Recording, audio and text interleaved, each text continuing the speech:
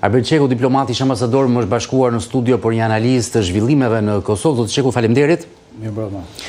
Nga Prishtina do të kem politologun Durajet Imeri. Durajet, falenderoj për kohën dhe për praninë sot me këtë analizë. Së gjithmonë, merci, faleminderit për mua. Ambasador Çeku, po e nis me ju, si e pe balotazhin e djeshëm në Kosovë? Dhe nuk po e bëj hyrje që ne bëjmë çdo bisedë bashkë, që ata bëjnë fushat, votojnë, numërojnë shpejt, festojnë, pranojnë rezultatin, kundërshtari ai që ka humbur uron fituesin, kurse ne në 5 bashki kishim dhe na u deshën orë për të numëruar rezultatin, edhe pse kishim një pjesëmarrje 18% në të 5 bashkitë në Shqipëri. Për mendimin tim është test qytetarie dhe test përgjegjësie, test demokracie në ushtrimin e votës. Me qenë se përmend e Shqipërinë askush nuk i ka penguar qytetarët e pakënaqur shqiptar që dilin të votonin ose të angazhoheshin për votën dhe të kuptojnë që jo çdo gjë zgjidhet me kryetarin. Pra, dakord që kemi adresuar gjitha shigjetat e kritikave tek leadershipi, por edhe kur na vje në dorë mundësia për t'i dhënë përgjigje pyetjeve tona, ne nuk e bëjmë. Dhe kjo është, për mendimin tim, është një dëshpërim, më shumë se sa dëshpërim, kërkon një interpretim më të madh, kurse përsa i përket Kosovës, sigurisht është plotësim i një mekanizmi të pushtetit për zgjedhje pushtetit lokal, por në anën tjetër edhe rezultatet, ekuilibri i vendosur mes partive politike, pra shpërndarja e fuqisë politike në qeverisjen lokale, tregon një lloj, nuk e di nëse mund të themi pjekuri demokratike, apo mund të themi më shumë përgjegjëshmëri demokratike, qoftë nga forcat politike, qoftë nga qytetarët, sepse nuk mundet njëra pa tjetrën. Dhe është lajm i mirë që Kosova ja doli të instaloj pushtetin e vet lokal, ndërkohë që është, themi, për faqe të zezë çështja e qeverisjes qendrore dhe çështja e menaxhimit të parlamentit. Pra, do t'ju themi faleminderit qytetarëve të Kosovës dhe në anën tjetër ka shumë pikpyetje përse përket forcave politike dhe mënyrës se si ato e menaxhojnë çështjen e pushtetit që i jep populli. Pra, në këtë rast, populli pati në dorë t'i japi pushtet kryetarëve të komunave dhe ju a dha, kurse për pushtetin qendror ju e dini. Po ka dhënë që në shkurt dhe këta nuk e bëjnë dot qeverinë. Po ato ta prekin më vete punën e qeverisë. Sigurisht. Durajet, më jep ti një leximin tënd si u duk balotazhi dhe po na i plotësove pyetjen që u bër ambasador Çekut, pse dini të bëni zgjedhje, të numëroni shpejt, të festoni, të pranoni humbjen, të përgëzoni kundërshtarin, ne nuk para e bëjmë dot kollaj këtu në Shqipëri. Edhe kjo në kam mbetur që të bëjmë njësoj, pra dhe të mos i pranojmë zgjedhjet. Jo, mos na i merrni këtë model. Vetëm çështje kohe është të pandi, sepse thash sa më shumë që kemi më afër aq më të gjashëm në shpatje. Zgjedhjet lokale kanë qenë vërtet një test i demokratisë. Kam qenë në transmetim të drejtë për drejtë, dhe parashikues sa komentoja rezultatet në kohë reale bëj përditësimit të dhënave. Në ora 7 në mbrëmje kanë dalë rezultatet e para, ndërkaq në ora 21 nëse nuk gabojmë kanë dalë rezultatet preliminare që do të thotë një punë jashtëzakonshme nga institucioni i Komisionit Qendror të Zgjedhjeve. Është evidente se përfundimi i mbledhjes së këtij institucioni u përmbyll me një duar tërhiqje nga të gjithë, përtej rezultatet që natyrisht tregon për një balancim të fuqisë politike në pushtetin lokal. Të gjithë kanë çfarë të krenohen, të gjithë kanë çfarë të mbesin të hapruar, sepse askush nuk i arriti objektivat, por të gjithë kanë fituar nga diçka që mund ta përdorin si kartë politike. Lidhja Demokratike e Kosovës fitoi kryeqytetin, por është kurrë jashtëzakonisht shumë në nivel lokal. Pashka se udhëheq në 7 komuna, që së bashku me lëvizjen vetëvendosje kanë më së shumti komuna të fituara në nivel vendi. Por në analizën nëse bëhemi me të detajuar, vrejmë që në shumë komuna tashmë kthyer në margjina, në kuptimin e humbjes së madhe elektorale. Partia Demokratike e Kosovës humbi pasionin e saj Mitrovicën, dihet që nga atje vjen edhe kandidati për kryeministër nga kjo parti politike. Ndërkaq e ruajti Prizrenin dhe Ferizajin, 2 komuna të tjera që janë 2 komuna të nda në Kosovë pas kryeqytetit. Ndërkaq Aleanca për Armërinë e Kosovës në anën tjetër mbajti bastionet e saj. Dhe kjo është shumë e rëndësishme sepse Aleanca synon që të ruajë mbijetesën e skenën politike, gjithmonë duke e koncentruar fuqinë politike në rajonin e Duballgjinit, atje ku zoti Haradinaj e ka folën kushtimisht. Lëvizjave vendose në anën tjetër ka më shumë gati dyfishuar fuqinë e pushtetit lokal. Kishte 4 komuna në qeverisje deri në këto zgjedhje, tashmë ka 7. Dhe ishte shumë pranë edhe në disa komuna të tjera që të arrinte të themi rezultate të kënaqshme. Por edhe lëvizjave vendose ka bërë lëshime, sikundër edhe besoj edhe ka marrë mësime të duhura në lidhje me mënyrën se si duhet bërë pushteti lokal.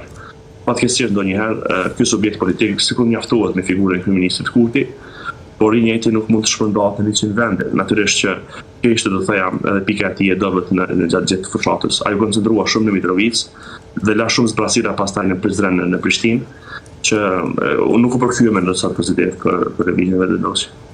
Kjo ishte panorama, por a na ndihmon ambasador Çeku kjo panoramë lokale për të zgjidhur krizën më të rëndë dhe të gjatë që nga shkurti që nuk po bëjnë dot qeverinë? Pra, kur them a ndihmon, disa aleancat lokale të gjithë me të gjithë u bën bashkë, nga AK-ja me vetëvendosjen, PDK-ja me LDK-n sipas terrenit dhe komunave. Mund të jetë ky balotazh për të ndihmuar edhe në një aleancë për të zgjidhur krizën e madhe? Shiko, në një farë mënyrë të gjithë këto rezultate ishin një lloj pasqyre e rezultateve të muajit shkurt, pra të bilancit edhe të balancës mes dy bloqeve themi politike. Në njërin anë vetëvendosin dhe në anën tjetër partitë e opozitës. Pra, me pak ndryshime nuk është se pati ndonjë përmbysje të rezultatit pro Kurtit apo kundër Kurtit. Paka shumë secila palë ruajti votën e saj, dhe kjo në aspektin e menaxhimit lokal është pozitive, sepse ka një pluralizëm të shtrirjes së pushtetit, siç e përmendëm, kurse në aspektin e zgjidhjes edhe të kalimit të këtij ngërshi që është tani, krijon pikpyetje të mëdha, sepse nëse do të kemi të njëjtat rezultate si sot, edhe pak kohë, pak javë më vonë ose pak muaj më vonë kur do bën zgjedhjet, atëherë e gjithë kjo vjen në një cikël të mbyllur krize që nuk del, pra një cikël pa rrugdalje. Dhe në këtë lexim që i bëj unë, dhe jo vetëm unë edhe të tjerët, ka ndrojen që kriza e përfaqësimit në nivel qendror do vazhdojë. Dhe këtu është një pikpyetje tjetër, sjellja e liderëve të partive politike opozitare kryesisht, të cilat, siç e tha edhe kolegu dhe miku nga vllai jon nga Prishtina, nuk është se kanë arritur ato objektivat që duheshin. Në një farë mënyrë, ironikisht mund të themi që i vetmi fitues është Ramush Haradinaj, që ka ruajtur votat e veta siç i kishte dhe nuk është se kishte pretendime më shumë. Kurse të tjerët kanë humbur, për shembull Lidhja Demokratike e Kosovës ka fituar Prishtinën, por për të qenë sinqert, humbi bastionin e saj për 28 sa vitesh fush Kosovën. Për të qenë sinqert, është përparim Rama që e mbajti, themi, LDK-n pa kaluar në opozicion. Edhe për një mandat tjetër. Dhe ishte fushat e tij, dhe këtu unë mendoj që ka nevojë për një lexim të situatës brenda partive politike, qoftë në LDK, qoftë në PDK, për të parë se a i kanë fuqitë dhe mundësitë për të ballafaqëruar me Kurtin në zgjedhjet të parakohshme elektorale, apo duhet që të bëjnë një analizë të thelluar për të parë se ku i kanë defektet dhe ku mund të kenë mundësitë për të përmirësuar situatën. Sepse në anën tjetër, vetëvendosja e ka të qartë leadershipin e vetë dhe e ka kandidatin e vetë për kryeministër, zotin Kurti. Dhe zoti Kurti nuk do të ndryshojë dhe nuk ka çfarë ndryshon gjë, sepse në fundit përballë secilës nga këto parti konsiderohet parti fituese. Pa çka se në raport me mazhorancën parlamentare atij i nevojitet të ketë një mbështetje, të ketë parti tjera. Këto dy parti, sidomos Lidhja Demokratike dhe PDK-ja, duhet të analizojnë se si do të sillen në një situatë të zgjedhjeve të parakohshme, duket që kanë mangësi në leadership, kanë nevojë për ta përforcuar leadershipin e tyre, ndoshta edhe qasja e tyre duhet të jetë pak më ndryshe. Kjo është një çështje që duhet marrë në konsiderat. Nuk mjafton të rish për krah fituesit në Prishtinë dhe të thuash që ne fituam Prishtinën, kur ti e di shumë mirë se si parti politike ke ceduar 2 hapa më tutje në fushë Kosovë, në Obiliqe, në ca zona të tjera, pra nuk ke marrë atë që duhet merrje. Pra LDK duhet kishte rritje në këtë rast, duhet kishte një rritje shumë të madhe, jo të kurrë siç u përmend këtu. Në anën tjetër, PDK-ja e humbi Mitrovicën e Jugut, sepse për hir të së vërtetës e gjithë makineria shtetërore u përqendruar në Mitrovicë të Jugut. Dhe vetë kryeministri Kurti ishte më shumë në Mitrovicë sa në Prishtinë. Dhe u pas një bast politik i zotit Kurti për ta marrë me çdo çmim Mitrovicën e Jugut, edhe madje është shumë qesharake të lexosh komente ku thuhet që e fituam e shpëtuam Mitrovicën e Jugut nga ndikimet nga serbët. Jo, aty shqiptarë ishin të dy palët që konkuronin në fakt. Dhe cila do paqet fitonte, prap shqiptar do të ishte, qoftë ai i vetëvendosjes, qoftë ai i PD-k-s. Betejë e vetëvendosjes, nëse do të diskutuar kështu, është me pjesën tjetër, është me veriu ku të gjitha komunat i morën serbët. Në këtë pikë është zero U kthyemë në situatën e para ca vitesh. Kurse për pjesën tjetër, pastaj kjo është një luftë e pastër politike, natyrisht është e qartë që zoti Kurti e mbajti pushtetin pikërisht për të fituar pushtetin lokal, e ka kuptuar edhe ai tashmë se partitë që fitojnë pushtetin lokal kanë më shumë fuqi edhe për të prodhuar pushtet qendror, pra pushteti lokal dhe parlamentet lokale dhe influencat lokale janë ato që në të cilat mbështetet fuqia politike qendrore, dhe ai po përpiqet të rikuperohet në terren. Dhe fundit, paralemrimi i tij që para pak kohë që të japim një mundësi kandidatit të ri për kryeministër Glau Konjufcës, ose Kurti 2.5 ose Konjufca 1 deri në prill. Pra shiko, ai tashmë ka vënë përpara opozitën. Pra i thot, ose më pranoni mua ose Konjufcën deri në dhjetor, që të jem unë kryeministër kështu siç jam, ose Konjufcën deri në prill. Pikpyetja është e tillë, dhe pyetja që i bëhet është pse ai e përcakton muajin prill. Pra pse e paragjykon pa mundësinë e zgjedhjes së presidentit të ardhshëm. Pra në qoftë se ne shkokemi në zgjedhje tani, pse ai mendon që do të ketë zgjedhje prapë në prill? Dhe pse nuk zgjidhet pasuesi Osmani ose vetë Osmani për një mandat të dytë. Po rrim tek kalkulimet se ndoshta Durrëti na ndihmon më shumë. Durrëti, kemi ardhur tek qeveria, tek Glau Konjufca që ka dhe 9 ditë deri në datën 19 nëntor, kur pritet të jetë afati maksimal, e bën dot qeverinë me të paktën 61 vota apo jo.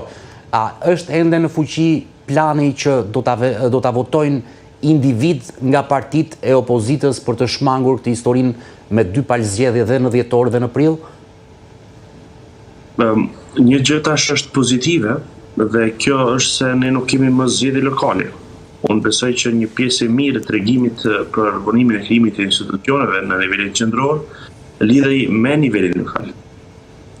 Dhe ajo vonimi pastaj edhe për gjetjen e konsensusit për kryetarin e kuvendit dhe për votimin e qeverisë, unë besoj që lidhej ekskluzivisht me pamundësimin që të krijohen institucionet në kohë për ta përdorur të njëjtën si tregim për nivelin lokal.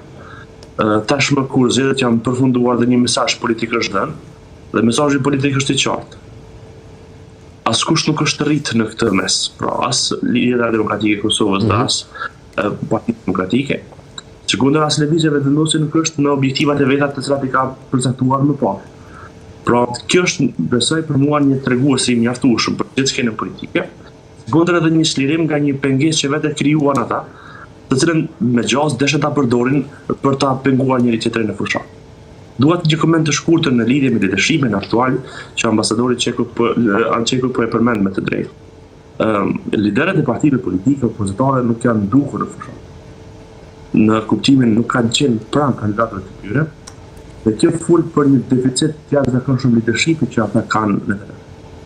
Sot në Kosovë opozita e vetme janë mediat me gjas. Në kaq në kuptimin formal janë disa numra në kuvendin e Kosovës që për jetën e së vërtetë më shumë bëjnë dëm, më shumë bllokojnë se sa që mund të janë gatshëm të prodhojnë një zgjidhje kreative. Kjo në anën tjetër është pengesë për kryeministin Kurti, po ai njëjti është duke qëndruar në detyrën e kryeministit. Dikush e cilëson si uzurpim të pushtetit, dikush të tjerë konsideron si mbajtje e detyrës vetëm për të mbajtur qeverinë e detyrë, por gjithsesi ai ka dalë në terren me këtë fushat, duke mbajtur të veshur pjetkun e kryeministit në detyrë. E ka premtuar edhe mbi këtë, sa them, mbi këtë.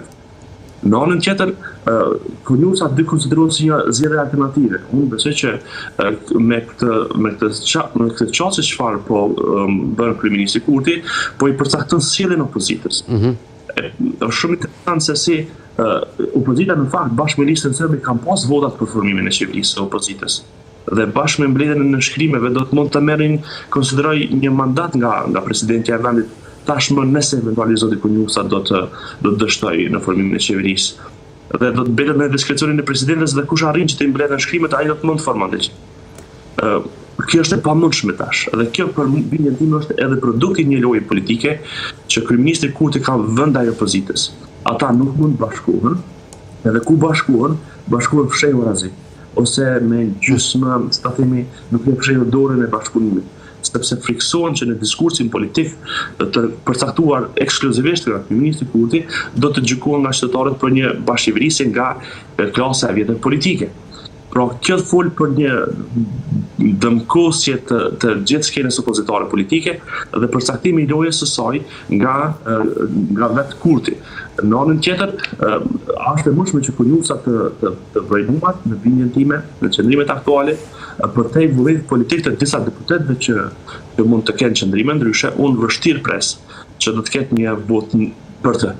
Pra, për ta bërë më të qartë për teleshikuesit në Shqipëri, Albin Kurti kishte 56 vota dhe nuk u votua dot si kryeministër i ri, të paktën Konjufsës i duhen edhe 5 vota, pra sigurohet numri minimal për 61 deputetësh. Ti e shikon të pamundur që të ketë 5 vota rrjedhje individësh nga radhët e opozitës? Unë kam, hajde të provojmë ku është e mundshme të bëhet. Nëse eventualisht ne kemi ndryshim të kryetarit të kuvendit, ardhin e zoti Limajt në kreun e kuvendit dhe ai së bashku me partinë e tij dhe një deputet nga komunitetit një particë, do të thoya particë jo serbe, ata do të bëjnë 4 dhe na mbetet vetëm edhe një votë për të bërë shumicën në kuvend. Deri tash ka një deputet deklaruar publikisht, po kjo është, se ta themi, loja me gjasën 0.1.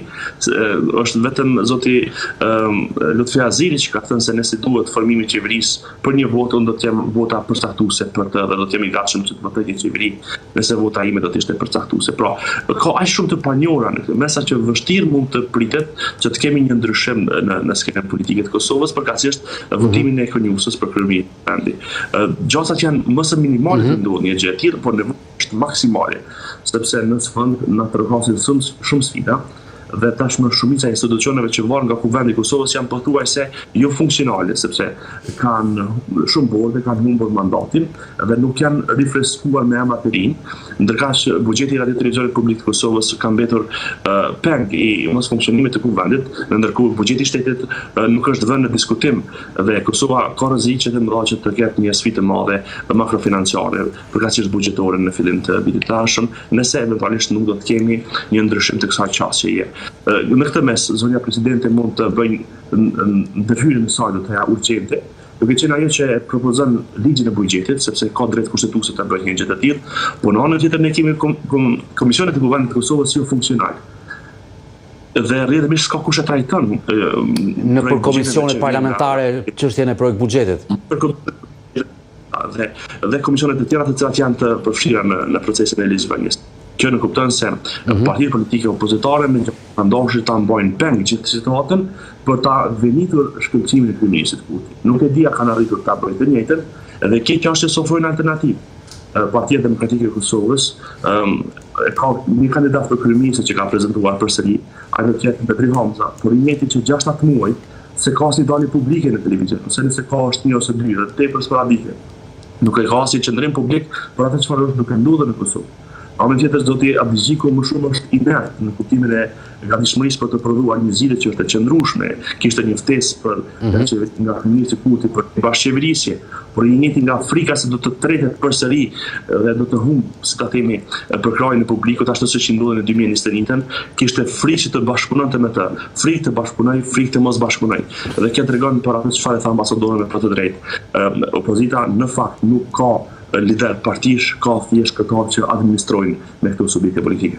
Ambasador Çeku, në kushtet ku jemi, e bën dot Konjufsa në analizën tuaj qeverin i siguron pra 61 vota, apo shpresat e vetëvendosjes janë tek individët e caktuar në radhët e opozitës?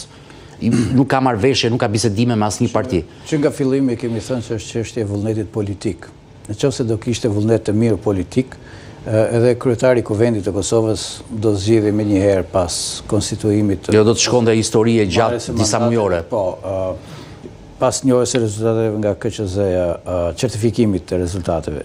Por e gjitha ka qenë një lojë politike dhe këtij parlamenti që prodhoi shkurti i ka rënë integriteti. Pra, kjo trup parlamentare, pa marrë parasysh majtas djathas apo vetëvendosja apo opozita, në një farë mënyrë vetëm me qasjen e tyre në sytë e publikut e kanë humbur kredibilitetin. Pra, ky parlament nuk ka fuqinë morale të prodhojë një qeverisje të qëndrueshme dhe një kabinet qeveritar që mund të bëjë reforma, që mund të ballafaqohet me sfida, që e për më tepër një kabinet qeveritar pa Albin Kurtin.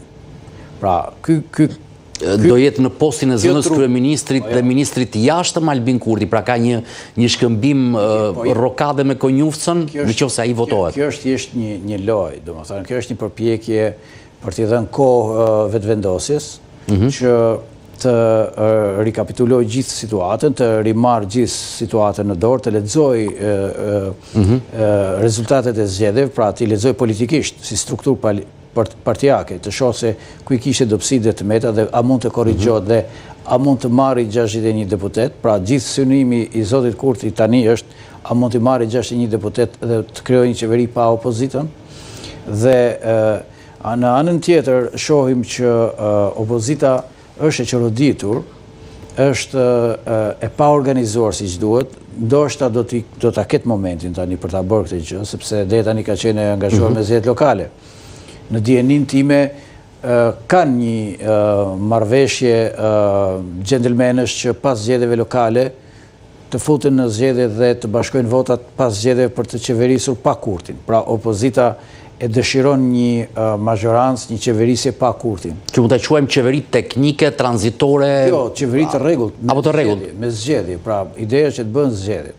Këtu Vjosa Osmani, presidenti, ka kuptuar që shanset për të rizgjedhur çdo ditë që kalon janë më të pakta dhe nervozizmi politik dhe gjithë pamundësia e saj për të kapërcyer dhe për të hyrë në lojën e madhe është e pamundur dhe duket që lidhja demokratike e Kosovës, pra Abdi Gjiku mund të hynte në koalicion me Kurtin dhe nuk e ndoshta mund të ketë patur disa negociata që të japi Kurtit mbështetjen për qeverinë dhe Kurtit të rizgjedhë Osmanin. Pra të ketë një garanci, por çfarë fiton LDK-ja me këtë skem? Pamundësia për të menaxhuar këtë skem e bëri Lumir Abdi Gjikun që të qëndroj larg marrëveshjes dhe kjo ja ka zbeur shanset zonjës Osmanit për të zgjedhur. Sepse në qoftë se opozita fiton zgjedhjet dhe ka votat për të zgjedhur qeverinë dhe presidentin jo, po vetëm qeverinë. Jo, edhe presidentin e zgjedh pastaj në raund të fundit me shumicë të thjeshtë. Si ka të ketë quorumin kur fillon procedura. Dhe frika është që në qoftë se opozita i fiton zgjedhjet, atëherë ata nuk kanë nevojë për Vjosa Osmanin, sepse zgjedhja e presidentit do të hyjë në paket. Pra, partitë opozitës do t'i ndajnë postet. Pra, ai që deli pari si parti politike ka kryeministrin, e dyti merr presidentin ose kryetarin e kuvendit. Dhe kryetarin e kuvendit edhe kështu me radhë të gjithë së bashku. Pra, betejë do të jetë shumë e ashpër e zgjedhjeve dhe unë nuk besoj që do të ketë një zgjidhje tani me Konjufcën, i cili dhe ashtu nuk është se tregoi ndonjë fuqi politike negociuese kur ishte fjala për zgjedhjen e kryetarit të kuvendit. Është thjesht një moment për ta përdorur për të fituar kohë.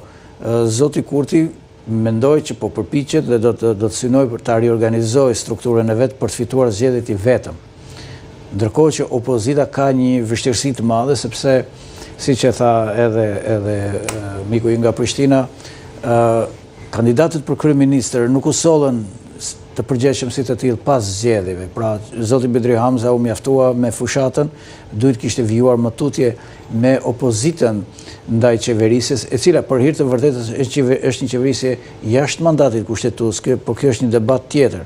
Lidhja demokratike e Kosovës ka problemet e saj të brendshme. Pjesë e madhe e tyre nuk janë të kënaqur me leadershipin aktual.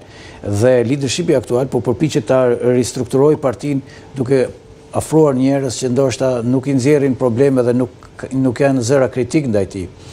E vetmja parti që vazhdon të kontrollohet pa probleme është Aleanca, sepse kryetari i Aleancës është ai që është edhe ka i njeh njerëzit themi për emër gjithë me radhë, kurse Partia Demokratike e Kosovës është e dëmtuar, ka njerëzit në Hag, njerëzit kryesor, ka e dëmtuar dhe në zgjedhjet lokale, se po t'i kapim renditjen e shkurtit ishte partia e dytë, tashmë është e treta. Edhe përçarja e Ladrovsit që ndodhi.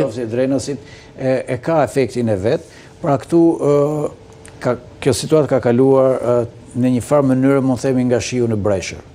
Pra nuk qenë të aftë që të krijojnë një mekanizëm për ta lënë Kurtin jashtë qeverisjes gjatë kësaj kohe, dhe unë nuk e di nëse do ta kenë më të lehtë tani që do hyjnë në zgjedhje me Kurtin kryeministër, se kjo është ja se këtu do ishte pyetja ime për logjikën e bisedës, po ta nisim me Durajetin.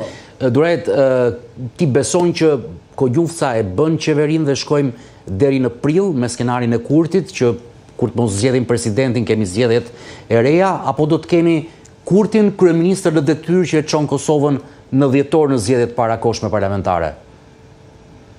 Në çdo rrethon Kurti është në 1, 2, 3 hapa përpara opozitës.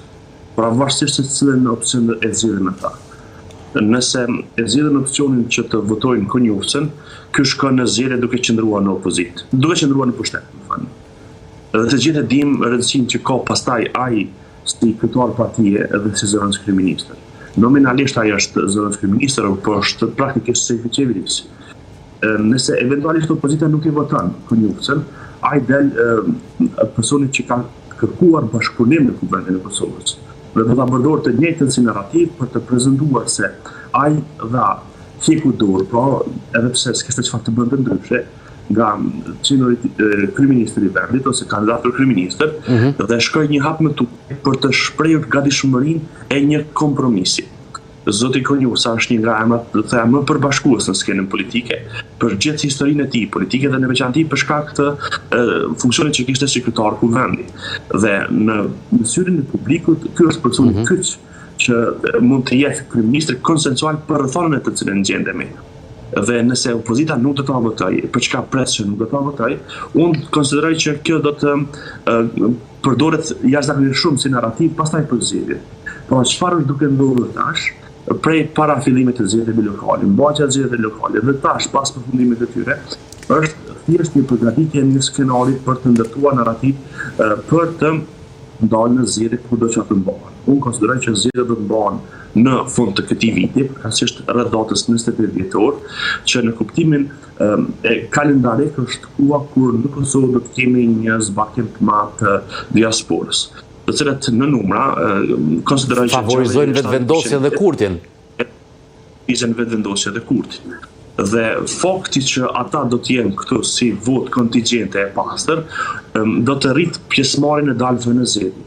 Rritja e pjesëmarrësve në zgjedhje do të nënkuptonte pamundësimin e kalimit të pragut nga disa parti politike, dhe në mendje kam Nismën Socialdemokrate, e cila tashmë po rvatet të gjejë një partner të madh për të mbijetuar në skenë, dhe në anën tjetër edhe Aleanca për Armërinë e Kosovës mund të rrezikojë ndjeshëm nëse në Kosovë do dalin mbi 1 milion votues. Sepse në margjinat e zgjedhjeve, dalja mbi 1 milion votues do të jetë përcaktuese pastaj për gatishmërinë e Aleancës për të kapërcyer pragun zgjedhor, sepse dihet saktësisht se kur do të jetë kandidati, dikush është lista e zotit Hatina e kështu me radhë, dhe ai e di fare mirë që i din si ta themi pengesat dhe detyrat që ka në këtë mes. Kjo është sa i takon si ta themi lojës që po zhvillohet aktualisht. Çfarë është evidente që duhet ta lidhim me atë çfarë tha ambasadori, është se nëse eventualisht lëvizja vendosur do të ketë 41 deputet në Kuvendin e Kosovës, mundësia që partitë opozitare të bëjnë zgjedhjen e presidentit, kryeministrit dhe të formojnë qeveri e të konstituojnë kuvend, unë konsideroj është minimale. Sepse fakti që janë 41 veta do të përcaktojnë quorumin për zgjedhjen e presidentit të ardhshëm të Republikës. dhe fakti që ata janë vot kontingjente prej 41 vetash, do ta pamundsojnë fillimin e seancës për zgjedhjen e presidentit të Ashëm të Republikës. Dhe unë besoj që pavarësisht se lëvizjeve vendosur mund të ketë rritje ose rënje, unë nuk e besoj që në asnjë rrethon ky subjekt politik do të bie në 41 deputet. Dhe nëse do të ketë 41 deputet, do të jetë e pamundër teorikisht që të fillojë seanca e zgjedhjes së presidentit të Ashëm të Republikës Kosovës. Kështu që në çdo rrethon unë shoh lëvizjeve vendosur të favorizuar që të jetë pjesë e domosdoshme e skenës politike, edhe pas mbajtjes së zgjedhjeve me kushtin që ajo të ketë mbi 41 deputet në Kuvendin e Kosovës. Pra me këtë aritmetik lojën e luan Albin Kurti. Edhe tash, edhe në Konjufsen, edhe pas mbajtjes së zgjedhjeve, me kushtin që ka 41 deputet. Gjykata kushtetuese ka thënë se të gjithë deputetët kanë obligim që të votojnë, por nuk ka precizuar se çfarë do të gjejë deputetët që nuk marrin pjesë në seancë. Dhe praktikat e mëhershme kanë dëshmuar që seancat mund të dështojnë nëse do të tërhiqet një subjekt politik për të penguar formimin e quorumit për zgjedhjen e presidentit. Ambasador Çeku, si shkojmë në dhjetor në analizën tënde në zgjedhje apo arrihet ky kompromisi, pra, meqense jemi në drejt minutave të fundit të kësaj analize? Okej, nuk besoj që do të ketë një kompromis, që të kuptohet një qeveri e besimit, qoftë me Konjufsen, sepse do të ishte shumë mirë ta përdorte Konjufsen si kandidat për kryetar kuvendi, sepse ai ishte një kryetar kuvendi përgjithsisht i pakontestuar nga opozita dhe do të ishte një figurë që do ta tekalonte ngërçin.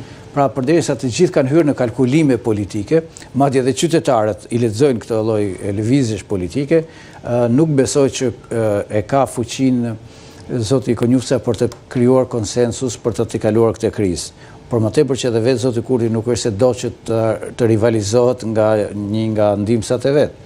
Kështu që unë besoj që do të ketë zgjedhje, varet se si do ta interpretoj kushtetutën presidenti e Kosovës, varet se kur ajo do ta konsideroj të jo funksional parlamentin dhe ta shpërndaj, sepse duhet shpërndar ky parlament, dhe në të gjitha kalkulimet maksimumi që mund të shkohet duke e shtyr me këto mekanizmat ligjore dhe kushtetues mund të shkojë deri nga janari, maksimumi mes janari, pra jemi shumë afër shkurtit, pra datës së zgjedhjeve që preferon edhe Albin Kurti dhe vendosja. Dhe besoj që e gjitha do të shkojë si një paketë zgjidhje, sepse nuk ka kuptim më. Tani o do t'i marrë të gjitha pushtetet Albin Kurti, edhe siç i ka aktualisht, pra, ose do t'i kalohen opozitës. Pra nuk besoj që do të ketë një gërshetim. Dihet që zoti Kurti ka një ngërç në marrëdhëniet me Shtetet e Bashkuara, dhe këtë duhet ta themi, të cilat nuk janë të gatshme për të bashkëpunuar me te, ja kanë bërë të qartë, kjo nuk është se po e themi ne, e kanë thënë ata, dhe besoj që do të ketë një artikulim krejt tjetër fushata e ardhshme elektorale e zgjedhjeve parlamentare në Kosovë, që duhet të shërbejnë si zgjedhje për tejkalimin e krizës. Dhe besoj që nëse opozita do di të lexojë gjithë këtë situatë që ka patur, do di të reflektoj dhe do di të marrë përgjegjësitë për nesër, mund ta tejkalojë, sepse në qoftë se dhe zoti Kurti e shikon që nuk i ka votat për të zgjedhur qeverinë, parlamentin dhe kryetarin e kuvendit, nuk mund të bëhet palë bllokuese, sepse duhet të justifikojë arsyeën e bllokimit dhe mosvajtjes për të marrë mandatet dhe për të mos hyrë në parlament. Sepse kjo qeveri po organizon zgjedhjet, pra në një farë mënyre, kjo qeveri është indirekt përgjegjëse për produktin zgjedhor që do vi, dhe nuk mund thotë e njëjta që unë nuk jam dakord me këtë zgjedhje, pra nuk mund të bojkotoj, është e detyruar të shkojë të marrë pjesë në quorumin zgjedhor, plus që pse mos themi, ndoshta zoti Kurti do një opozitë të fortë, të qëndrojë fort në opozitë për një periudhë kohë, për të rikthyer përsëri në pushtet. E ka treguar që di ta bëj këtë lojë, aq më tepër kur e di që përballë një opozite që edhe nëse vjen në pushtet ka fërkimet e veta të brendshme dhe mundet që të lëkundet pushteti së brendshmi, ai mund ta mendojë edhe si një dalje taktike nga ballafaqimi dhe përplasja me vështirësitë që ka, sepse ne këtu duke diskutuar vetëm për zgjedhjet edhe për kalkulimet politike, po harrojmë të diskutojmë për vështirësitë me të cilat sot ndodhet Kosova dhe problemet që ka sot Kosova, të cilat janë shumë më të mëdha se problemi i zgjedhjeve. E vërtet. Kështu që unë besoj se jemi në një moment ku lajmi më i keq është që nuk do të funksionojë ndoshta më ky parlament. Pra më mirë një fund i tmerrshëm se një tmerr pafund. Pra ky parlament do shkojë drejt shkrirjes dhe shpërndarjes, edhe ashtu nuk e meritoi votën e qytetarëve, sepse du të kishte më shumë dëshmi të integritetit për përgjegjësinë që kishte marrë, ndërkohë që zgjedhjet e ardhshme nuk është se do të sjellin në zgjidhje më të mirën të mundshme, por minimalisht do ta zhvendosin krizën në një aks tjetër dhe urojmë që në mos njëra palë duhet ta ketë shumicën e plot.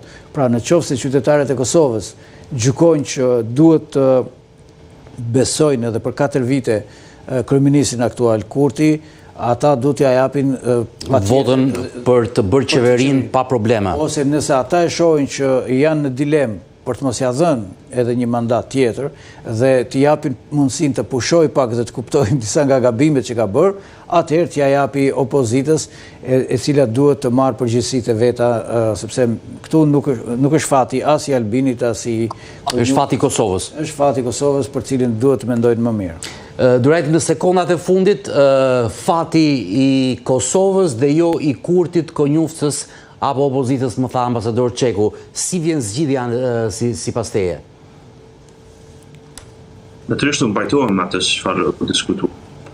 Sepse po me që tema ishte për zgjedhjet, ne folëm për zgjedhjet, po që se do të kishim folur për një temë tjetër, natyrisht që qëndrimi do të ishte ndryshe në kuptimin se si nuk u lexuan drejt rezultatet. Rezultatet e zgjedhjeve të Shkurtit ishin të qarta, askush nuk mund qeveris pa partner. Edhe këto besoj që kryeministri Kurti dhe opozita duhet ta lexonin drejt rezultatet. Nuk ka qeverisje pa partner dhe nuk mund të shkohet në tutje pa një parti politike me të cilën do të bashkëqeverisni. Kryeministri Kurti di që do ta përdorë të njëjtën për të thënë se unë kam ofruar nismën Socialdemokratë dhe LDK-n, por ato ishin të gatshme. Dhe në fillim u tha një fjalë më vend, ne kemi hyrë në një cikël krizash të pafundme dhe me një shkallë të mirëbesimit të ulët në mes të subjekteve politike.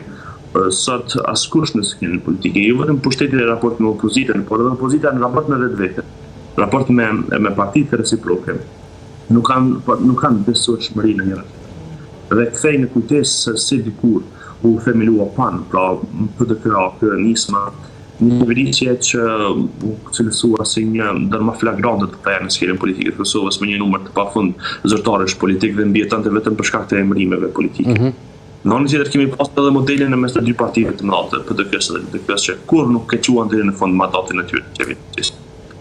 Pra, çfarë duhet të them është se situata aktuale është për shkak të pamundësisë nga kryeministri Kurti për të bërë shumicën dhe në të njëjtën kohë nga paaftësia e opozitës për të bashkëndruar veprime. Dhe ne kemi qelluar përballë dy grupeve që janë të pamjaftueshme reciprokisht. Dhe kjo dëshmon për ngasësinë e tyre politike për të prodhuar një zgjidhje kreative. Kryeministri Kurti cilësohet si lider i fortë, por në bindjen time ka disa deficite në kuptimin e gatishmërisë për të prodhuar kompromise brenda skenës politike. Është më shumë kryenes se sa do duhet të ishte besoj në skenë. Dhe fakti që përjashton kështu në mënyrë klasike kundërshtarët dhe provon që ti asgjësoj si qenje në kuptimin e fuqisë politike brenda konjunkturave që ai ndërton, unë besoj që i bëjnë dëm në stabilitetin e arshëm politik këtij subjekti politik. Unë kuptoj që natyra e partive antisistem kanë këtë model të qeverisjes.